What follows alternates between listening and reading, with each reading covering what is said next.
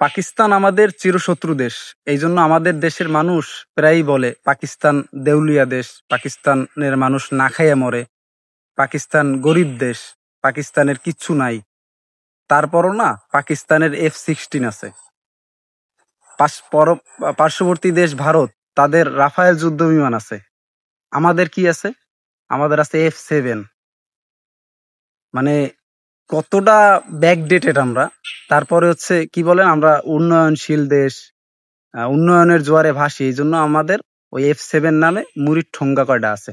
গত 20-30 বছরে যারা প্রধানমন্ত্রী হইছেন, যারা দায়িত্ব পালন করছেন, সব শালায় ফাঁসি দেওয়া উচিত। এই কালকের দুর্ঘটনার জন্য তারা সবাই দায়ী। প্রত্যেক বছর এক একজনের নতুন নতুন বাজেট করছে, আর বাজেটগুলা খেয়ে ফেলাইছে। আর উন্নয়নের নামে করছে কি, মুরির ঠোঙ্গাগুলার তালি তালি দিয়া একই জিনিস রাইখা থুয়ে গেছে, কোনো পরিবর্তন আনে নাই। সব হারামির বাচ্চারা এক, তাদের সবগুলা দায়ী, কেউ একজন দায়ী না।